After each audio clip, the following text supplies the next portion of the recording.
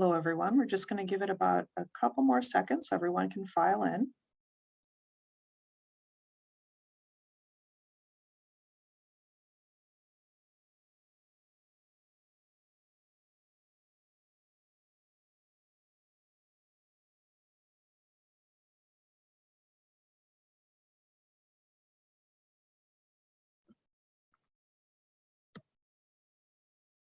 Okay, great, everyone. Good afternoon. We're going to get started. I'm very excited to welcome you all to the final presentation just for this season of our What Matters to Me and Why virtual series on climate change today and global disaster with Erin Coughlan de Perez. My name is Marian Hunt, and I'm the Director of Lifelong Learning and Travel in the Office of Alumni Engagement.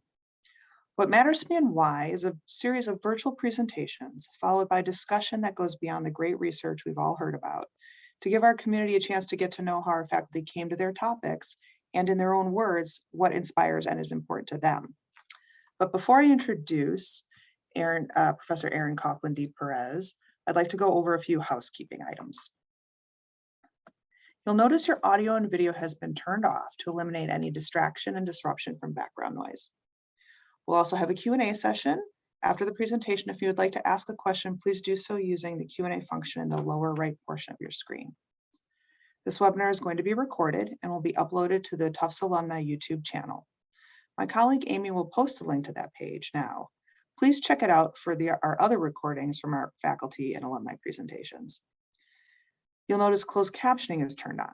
If you'd like to turn this feature off, click Live Transcripts at the bottom of your screen and click on Hide Subtitles. Lastly, I'd like to call attention to our community values.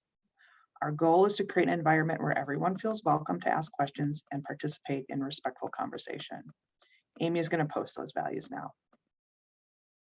Now, I'm very pleased to introduce Erin Coughlan de Perez, the Dignitas Associate Professor at the Feinstein International Center at the Friedman School of Nutrition, Science, and Policy. She also maintains a position as a technical advisor for the Red Cross Crescent Climate Center. Erin bridges science, policy, and practice in her research on climate risk management around the world. She focuses on extreme events, exploring how droughts, floods, heat waves, and other climate shocks can be anticipated before they happen. Erin works with the humanitarian teams on the development of early action protocols to avoid disaster impacts, and she researches the adoption and effectiveness of climate change measures. So I'm grateful she has agreed to round out our series today with a topic that is of such major importance at this point in time. So please give a warm virtual welcome to Erin Coughlan de Perez.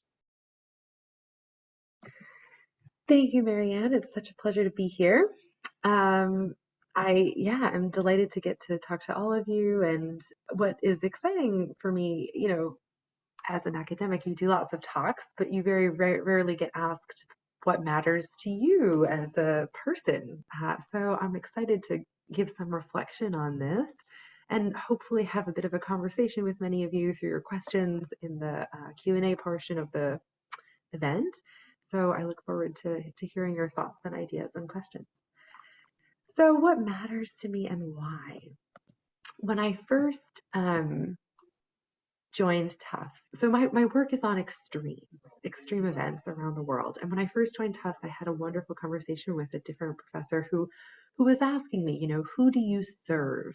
And I thought that was just such a wonderful way of framing how I want to think about my work. And so what I would say is that I try to serve disaster affected people who have been or will be affected by disasters, especially because extreme events are changing. So this is one key motivation for my work, is that disasters are changing. They are becoming more frequent. They are becoming more intense. They're more scary. And we live in this world now, and we live in a changed climate. And so we need to be able to deal with this and help avoid some of these impacts. I like to say that there is no such thing as a natural disaster. No disaster is natural, right? There are storms, but if a storm blows through the Pacific Ocean, is it a disaster? No. If it hits a small island and devastates the economy, then it becomes a disaster, right? But if it hits a place that is resilient and that has flood infrastructure and strong buildings and early warning systems, all of a sudden it doesn't become a disaster anymore. So this is where we have agency, where we can say, we are going to break that link between extreme events and disasters. We're going to be aware of how extreme events are changing and getting stronger and more intense around the world. And we can make that difference, right? We can help people get out of the way. And you'll see a couple of the examples that I have here, are real events that happen. The picture on the top right is from Cyclone Idai that hit Mozambique a few years ago, which was just, horrifying. When it hit Beira, which is a city on the coast, it just, really destroyed a lot of infrastructure, and there were a lot of people who, were scrambling to try to make it through this disaster, especially as then the rivers started to flood, and it was a very complex event. And so the question is, how can we better anticipate these? How can we make sure that our society is ready and strong and able to withstand these events? I wanted to highlight for you, I probably don't need to give you too many slides on why disasters are problematic, but I did want to highlight some figures to give you a sense of the scale. So this is a plot showing displacement, human displacement. So people who are forced to not live in their home where they normally live. Most of this displacement happens within your own country. So maybe you get displaced by a storm and you go end up living with your mother for a while until you can rebuild your house. Sometimes it happens across borders and we have refugee situations. And so if you look here at the bars on this plot, the dark teal bar shows displacement from disaster events. And in sort of that light teal grayish color, we see displacement from conflict events, right? So this is maybe more often in the news. When you think of displaced people, you think of conflict. But in fact, displacement from climate-related extremes and other, earthquakes, storms, floods, drought, etc., is much, much higher. And this is a huge problem, right? Disasters are affecting people all around the world all the time. And I would also say, of course, not just humans themselves, but also our assets. So this could be our farms, it could be our buildings, our roads. We are seeing increasing losses over time, partly because we have more assets in harm's way, right? We are building more cities. We are, creating higher worth buildings, and these places are not often as protected as they should be from climate-related events. So we are seeing an increase in insured and uninsured losses over time. So what matters to me and why? I have been working for the past 10 or so years for the Red Cross Red Crescent Climate Center in a really interesting role that bridges science, policy, and practice. So this group, to give you a bit of history, is a group of people who are motivated to try to answer this question of how can we better anticipate disasters? How can we better build resilience, use early warnings, et cetera, to get people out of harm's way and help protect lives and livelihoods around the world? So the Climate Center, to tell you, make it a bit more personal, I started working for them in 2011, and we were a global virtual team. We still are. And so back then, we were on Skype with no video because that was just not a thing. And so it's just interesting now because I think virtual working, especially globally, has become more normal. But at the time, it was quite innovative and exciting that we could collaborate across all continents, except Antarctica, of course, but really people all over the world. I had scientists on my team from Africa, Latin America, Europe, Asia, really we were the Pacific. We were this amazing global virtual team, and it still is an amazing team, and I still retain this link. And so our goal was to say, how can we link science with policy and practice, right? So I come from a science background, and I love science. I love numbers and data and science experiments and hypothesis testing and everything. But what I really want is this, effect on the world. And so this was a very unique place where we were really trying to do this, to ask the right scientific questions and make the right link to policy and practice to really influence what happens on the ground.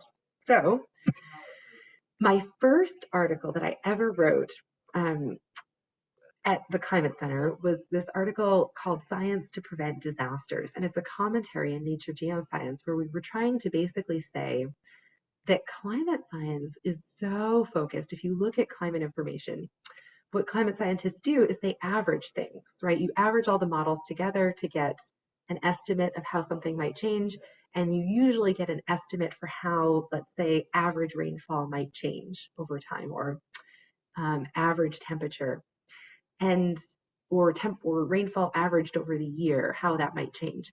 And we felt like the climate science community wasn't focusing enough on extreme events and disasters and looking at really these low probability, high impact events. And so this is a figure that we put together for that article. I was pulling out when I was thinking about how to tell this story, showing this is rainfall in Kenya. And you can see the red line here, if you can see my cursor on it, is the average, right? And so climate models might tell us how this red line goes up or down, right? And that's usually the kind of information we get. But what we were really interested in the Red Cross were some of these events up here, and I've circled two of them. Really heavy rainfall events that caused cholera outbreaks, road closures, really, shocking, horrible things. And so what we wanted to know was, can we use climate models to simulate these kinds of events and understand better how these are changing? And that's not a simple question to ask, because simulating extreme events is more difficult in a climate model. Like, the physics is more complicated. You need to be able to resolve binary spatial scales. You need more computing power. You might need more. You actually probably need a lot more ensembles and a lot more runs to be able to get these events, right? So if you just run the model 3 times, you'll probably get 3 of the dots down here, but you need thousands and thousands of runs to get some of these more extremes.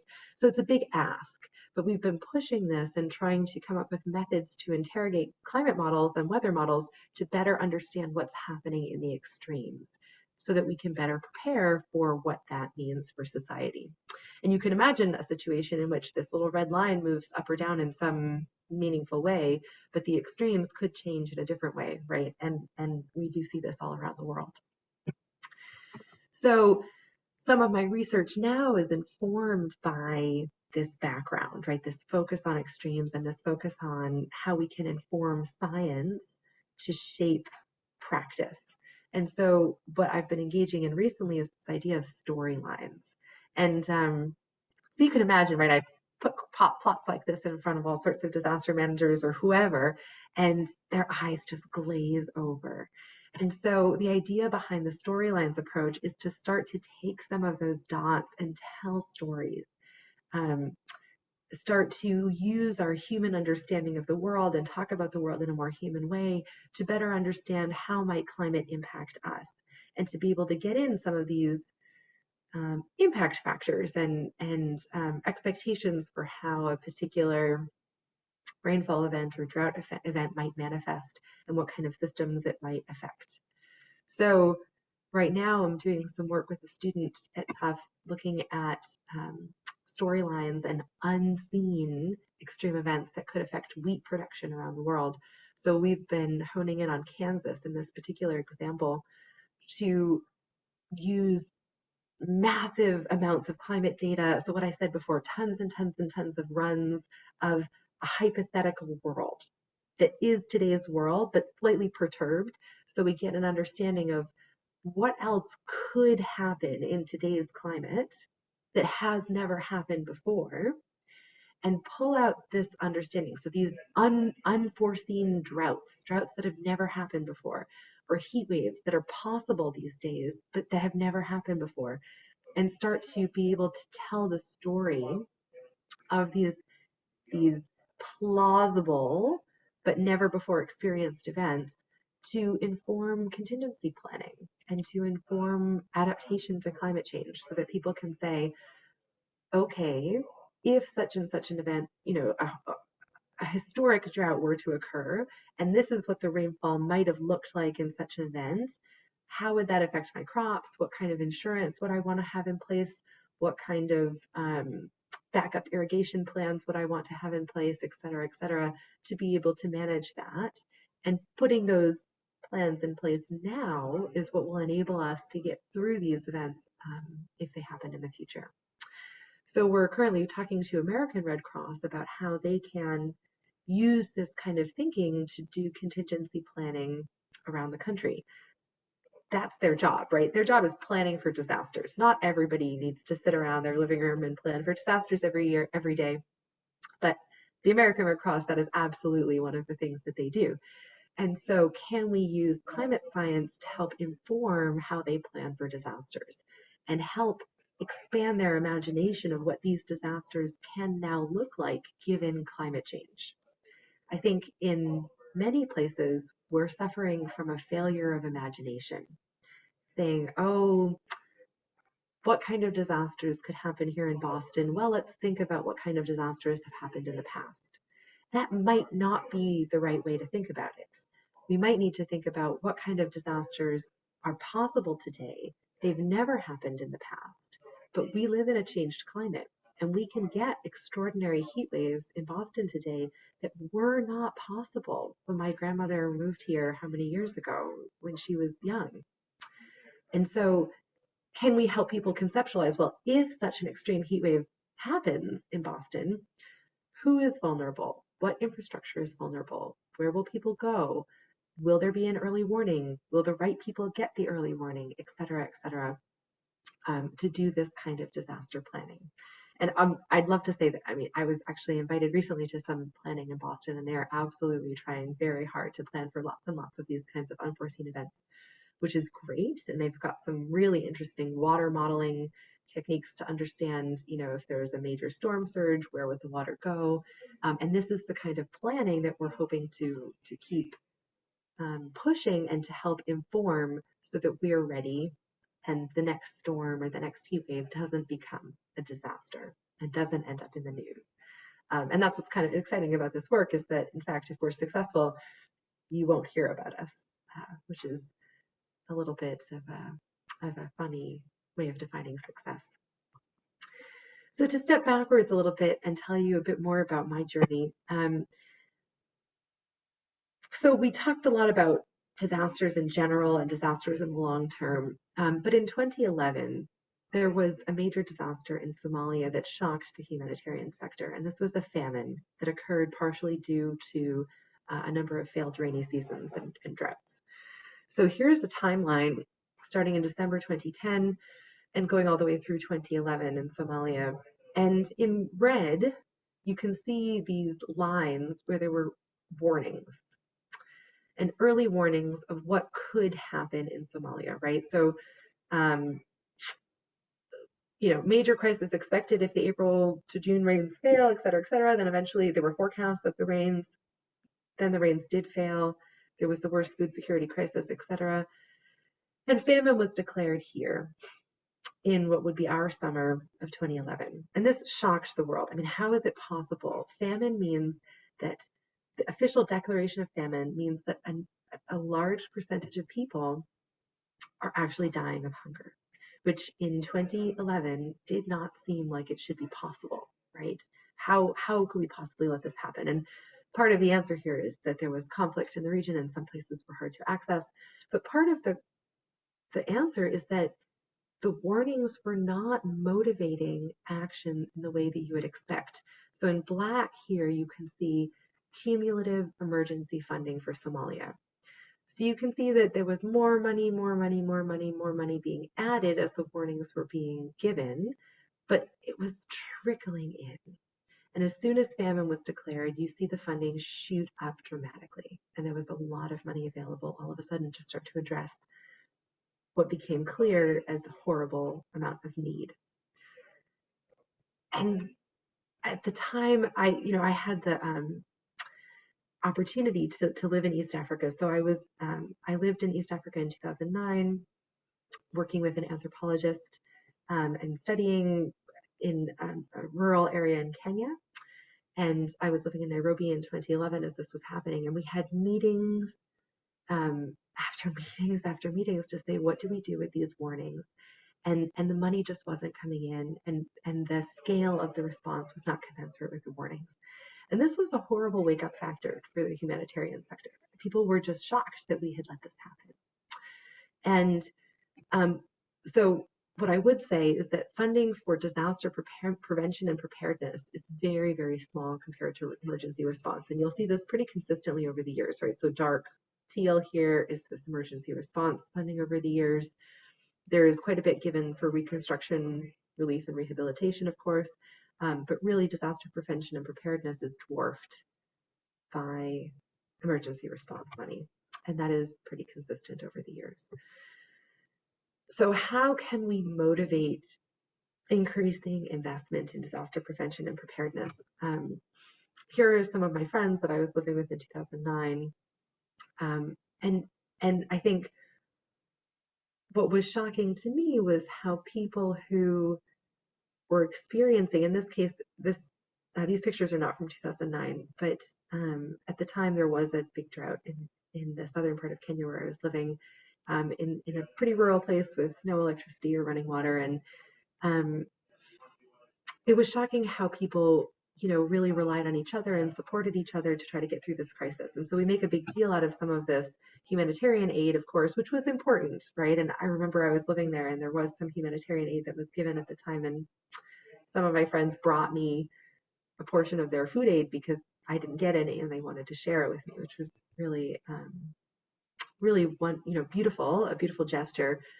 But of course, showing just how people are relying on each other to try to get through these crises, and how can we better support people as they try to weather these disasters. And I will say that right now, coming back to the Somalia plot, there have been 4 failed rainy seasons in Somalia.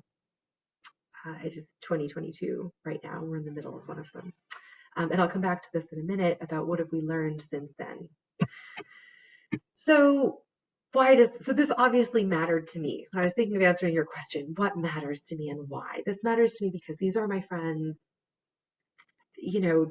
This is real. This is happening in a time and age where you would have never imagined that this could happen, right? If you'd asked somebody in 2020, oh, well, we have famine in 2022, or even the risk of famine, they'd be like, of course not. That's ridiculous. But we're facing some of these threats right now in our world. So we had said, okay, can we use early warnings to motivate early action? So this is the cover of the World Disasters Report that the Red Cross Red Crescent put out in 2009. And it was titled Early Warning, Early Action. So you can imagine the famine in Somalia in 2011 was shocking because people had said, we want to use early warnings.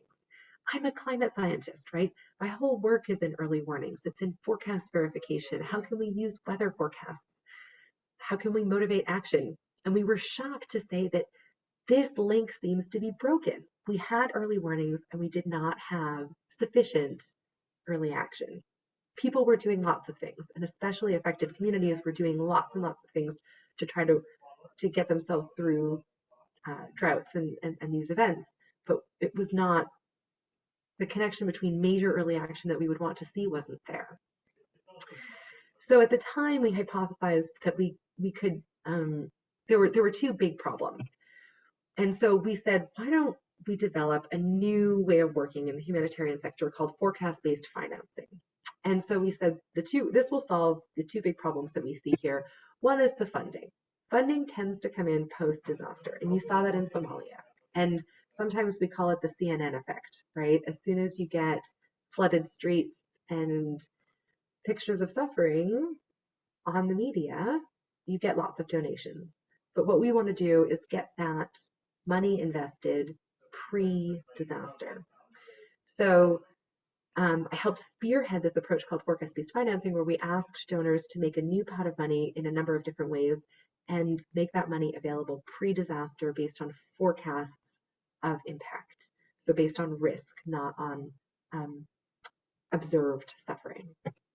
And then second, we said, well, we want people to write a plan because yes, there might be some money available, but if it's not clear who is going to act based on which forecast, we didn't have a lot of confidence people would do it. And this is based on some of my observations back in Nairobi in 2011, saying there were lots of meetings about people saying, okay, well, who should do what? Who is able to do which things? What kind of actions are appropriate right now given the risk of food insecurity, et cetera, et cetera. So making a plan in advance that you can trigger with a forecast was a key part of our work. And so I'm excited to say that, so this is what I worked on for many years at the Red Cross Climate Center, and pushed this idea forward around the world, and it has grown exponentially, I would say. We did a lot of my work was in the forecast verification. What kind of triggers should you put to which kind of plans for which kind of actions? So here's a map we did on forecast verification for heat waves, for example. So the science work that I was doing was influencing how the Red Cross and the other humanitarian groups that we work with were taking early action and planning to take early action. And so this has been scaled up quite dramatically. There is a fund now in the Red Cross that can be triggered based on a forecast of an event. There is a similar fund now available for the UN, so it's even bigger, out of the CERF, the Central Emergency Response Fund, CERF. And then the NGO sector has new mechanisms like this as well. So the START network, for example, has their own funding for pre-disaster forecast-based work. We're even seeing novel insurance mechanisms that can pay out pre-disaster based on a forecast of impact, for example. So this is absolutely starting to become more mainstream. And I'm showing you here some targets from a newly formed risk-informed early action partnership called REAP. And if you look at target 4, they're basically saying that they hope to cover 1 billion more people with improved early warning systems around the world. So our big thesis here is that if you can have the early warning, then we must be able to trigger early action and help people break that link between an extreme climate event and a disaster, to bring us back to this no natural disasters hope for our world. So because this is scaling up at Tufts, I joined Tufts about a year ago. At Tufts, we put together a consortium. So I'm leading this consortium of 7 universities from around the world to try to study anticipatory action. So we have 4 African universities and 2 Asian universities in this consortium, and it's being funded by USAID to help us understand what works, what forecasts are working, what actions are working. So when the humanitarian sector takes action, how do we know if it works? If we are distributing seeds in advance of a drought, did that work? Who benefited? Why did they benefit? And are we really breaking this link, or are we just are we still stuck somewhere in this broken link between early warning and early action and real benefit on the ground? So this is what we're doing right now. We're currently studying early actions that have been taken in Somalia, in Ethiopia, Mali, Senegal, and Mozambique. And so the consortium is quite busy. It's an amazing group of really awesome people. And what I would say in terms of our learning is that, in Somalia, right, it is 2022. There is no famine declared in Somalia, and there have been 4. We are in the middle of the 4th failed rainy season. So there was early action. The UN did take anticipatory action 2 times over the last 2 years, because these failed rainy seasons have spanned a period of 2 years. There was early action done. There has been a lot of attention to the region, but it is likely that this hasn't been enough. And there is a lot of cause for concern right now because food prices are skyrocketing with the war in Ukraine. And there is a lot of concern about, is this going to get worse? And a lot of early warnings that are very concerning right now. So while we continue to make noise, we're also starting to ask questions and study how can we best inform early action in conflict-affected contexts and contexts of prolonged drought, for example. So these like long, drawn-out, extreme situations that have now lasted. This Somalia event has lasted for 2 years. and I very much hope that the international community doesn't get distracted and fail to support people who are currently in crisis in the region. And that's partly what we're helping to evaluate and push forward. So I'll stop there, but I guess in terms of what motivates me and why, yeah, I'd love to talk a bit more about climate in the long term, in the short term, use of early warning systems, and how we can better break that link between disasters and extreme events. Thanks. Great. Thank you so much, Erin. And I'd like to invite people to put in questions if they'd like to put in questions. My first question was, you're talking about the forecasting in Somalia right now and how it's been some of the work you've done has enabled for some early actions. I was kind of curious about some more examples because it's very hard for me to conceive of being sort of a gardener myself. Like, how do you prepare for it? Like, what can you actually do to help mitigate the effects of it? Like, do you have some examples? Yeah. So this is partly what we're studying in that consortium because I think it's a pretty intractable problem. So I would say there are a few layers. So one is water access. So making sure, so oftentimes people might normally use surface water that could dry up during a drought. So making sure people can access water, and that can be rehabilitating boreholes, rehabilitating water points so that during a period of prolonged lack of rainfall, people do have access to water. That's a huge one.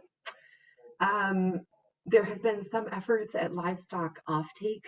If you have the early warning, you can essentially purchase people's cows and goats and sheep before they don't have food.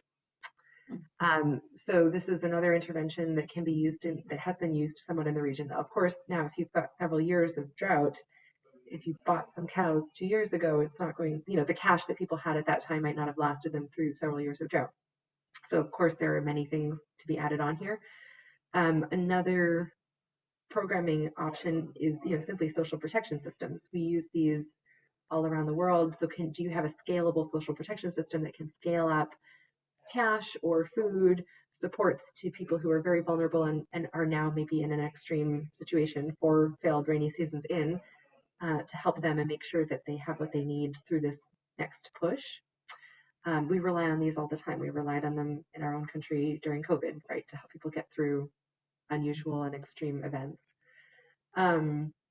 There are a few more options. I mean, there are things like drought-resistant seeds that you could use in some agricultural regions that will get a little bit of rain, but you would still call it a failed rainy season and a drought. But there are some plants that can survive that. Yeah. So if you can distribute these seeds in advance, you could help people get a harvest.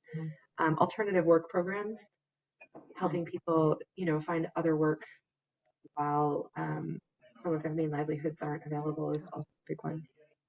This seems like a really important time to have this discussion because, you said this failure of imagination's been something that's been on my mind since the beginning of COVID, especially because the other half of my job is working on the travel program, is that we're also facing down disruptions in supply chain, both due to COVID as well as the war in Ukraine, which is, supplies a lot of food to the regions around there. So I don't know if that wasn't necessarily a question, but no, and that partially motivated this Kansas study because what I think, so what can I bring to bear on that is the climate piece of this. So climate happens on top of COVID and it happens on top of everything else. So, when COVID started, we had all these plans for, evacuating people when there's a storm. So all of a sudden there was everything shut down with COVID. And then there was this big storm that was bearing down in Bangladesh.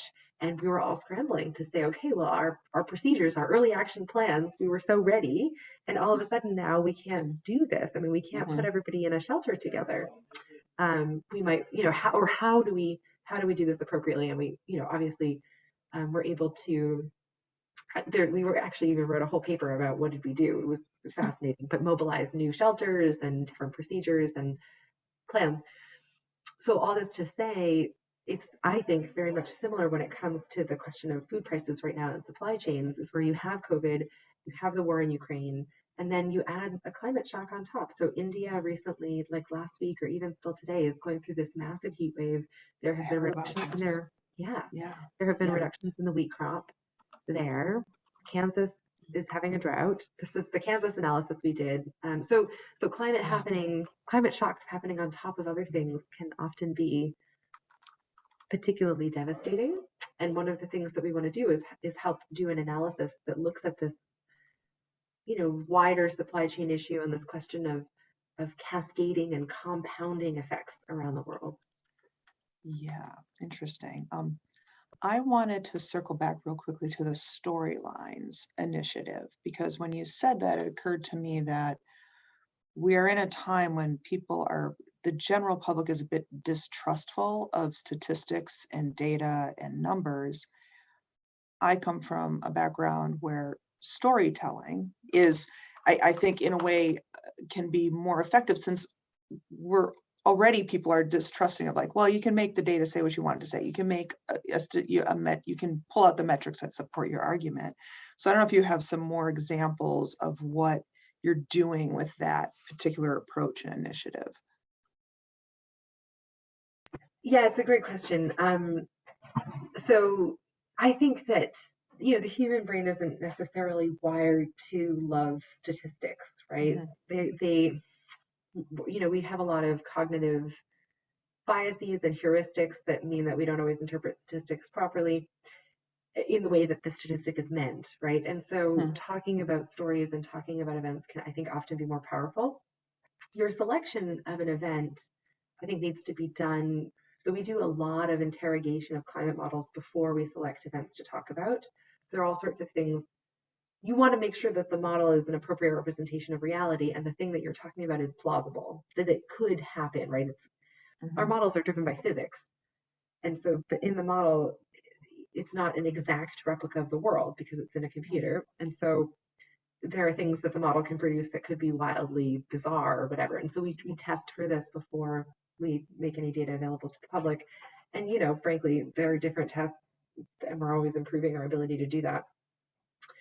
But so I do think if we can tell a story in a way that's explicitly couched as a plausible scenario for scenario planning purposes, we're not saying we think that this story will happen. And this is where I think science so far, climate science, has been stuck in the what do we think? What is our best guess for what will happen? And we've been stuck trying to give that best guess. And I think humans are intelligent enough that we can have a conversation saying, this is not my best guess, but here's a plausible storyline that you might want to think about, and you might want to use as a scenario planning exercise to pique your imagination. And we do it all the time. I mean, the Department of Defense does simulations all the time, not because they think that is the best guess of what will happen, but because they want to test out a range of plausible futures and plausible scenarios that they should be preparing for. And we do it in disaster management as well. So how can climate science help inform that, I think, is our question. I think the plausibility point is really important. I've heard a lot in discussions of why don't people believe climate change, and a lot of it has to do with, like, what's plausible, instead of putting out there the worst case.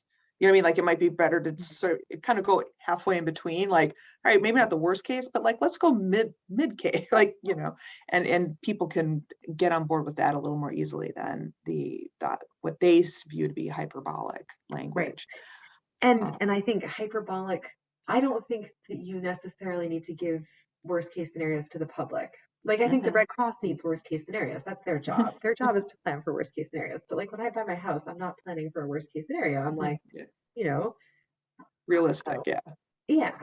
But there are some, insurance is very interested in worst case scenarios. Like, so I think there are some sectors in our society who we entrust with this responsibility to plan for the worst case scenario. And those sectors, I think, absolutely could benefit from some of this. Yeah. So we have a question from someone. What kind of basic climate change education do you make available to your target audiences to ensure they understand why the preparedness warnings are so important? Do you pair with other institutions like Climate Central? Yeah. So within the Red Cross and Climate Center, we've developed a lot of different educational tools. There is a climate training kit on their website you could check out if you're interested. and a couple other preparedness modules within the Red Cross itself. The Anticipation Hub is a group within the Red Cross and the wider humanitarian sector that we put a lot of educational materials online about early warnings.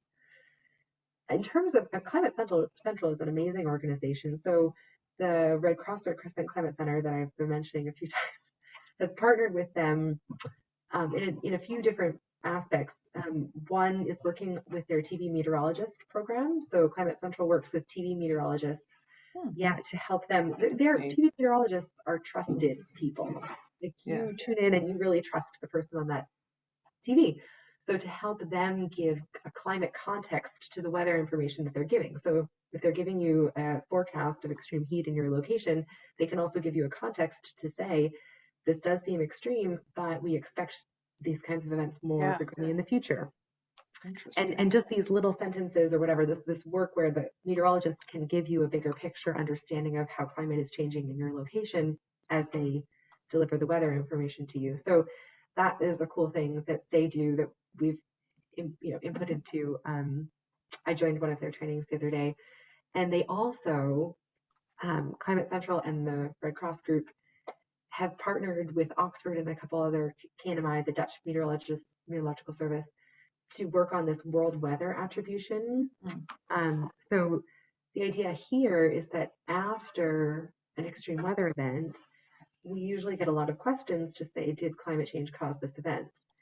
And there's no, it's a difficult question to answer. And so the real answer tends to be something more like, climate change made this event more likely, or it made this event, this much more extreme. And so Climate Central, we partnered with Climate Central to be able to give those answers in a quick way, right? So this isn't like an academic paper that comes out 2 years later, but it comes out a few days later so that the media can understand and give people this information in the context of what they just experienced.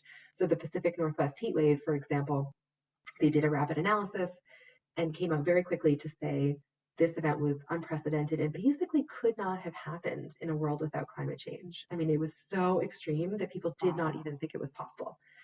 And that's pretty for hurricane, in the sense because the quick time that they can associate it with directly something that's fresh in their mind.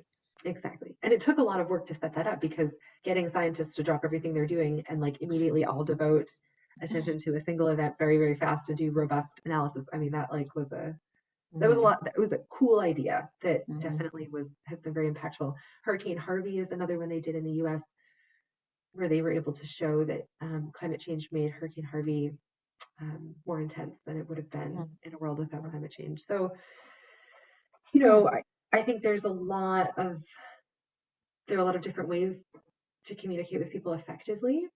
And I think natural disasters, non-natural disasters, but these types of extreme events are important moments to make sure we're having a conversation while it's fresh in people's minds. So when Hurricane Sandy hit New York, Boston also said, well, what if it hit us? And that's an important moment to say, yes, okay, what if it hit us? Let's make sure we do this planning. Let's make sure we're ready. And help motivate action. I have a question. I hope it's not too personal, but you've been at Tufts not very long, and I'm kind of curious, given the great work with the Red Cross, what drew you here now? Yeah, it's a good question. So the Feinstein International Center is the group that I'm with, and they do work in humanitarian contexts. So it's a kind of fascinating group of people, some who are migration specialists and others who are famine specialists. And they've been working in humanitarian contexts and really doing amazing work. So I thought this was a nice opportunity to be able to do a bit more on the research side, right? So still stay connected to operations, stay connected to this idea of changing lives, changing operations, but being able to pick up some of these bigger picture research questions and tackle them, and build partnerships with researchers around the world, like I was mentioning. So that seemed like a nice fit, because it was a group of people who were motivated by impact, and they were motivated by the same thing I was motivated by. So I felt like I wasn't going to get trapped in an ivory tower. Yeah. Yeah. I guess when I hear you say that, it reminds me of something that I've seen across the schools and at Tufts. I've been at Tufts now 4 years or so, is that there is a real attention paid to like putting the research into practice and policy. So it is almost like an anti-ivory tower place in the sense like, this is great that we have all these wonderful ideas. How do we make the world a better place? Yeah. And I wouldn't How do have we get the joined. ideas? Yeah. How do we get the Exactly. ideas out there? It's so yeah, so I'm glad you're here. I feel like Thanks. you're Yeah, yeah, I yeah. feel like you're in the right place. Thank you. So that's good. And it's I just applaud your work. I'm even more inspired now that I listened to this. Thanks. So I think with that, I mean, since the questions have been winding down, we can let those of us who are on our lunch break maybe get back to quick get their lunch prepared. But I'd like to thank you for your work. Thank you for your time and sharing this with the alumni community. Um, Thanks it's for having really me. important, and I'm hoping that we'll be doing events like this in person at some point. I invite others. Actually, this gets me to the next part of the announcements. Is that for those of you who are celebrating reunions later this May and June, you should please check out the programming and the registration. Amy's going to put that link into the chat now because there are a number of exciting events, including more faculty presentations like this. And then we also have our Tufts Night at the Pops, which is it's a great tradition we've finally been able to bring back after a couple of years away. And that's Friday, May 20th. And it's open to all alumni, regardless of class year. So we have a link for that too. So thanks to everyone for attending and joining us. We'll send out in about a little over a week, we can send out a link to the talk if you want to share or review it. And we really appreciate it. So everyone have a really good week. Stay safe and well. We hope to see you at another event. Thanks.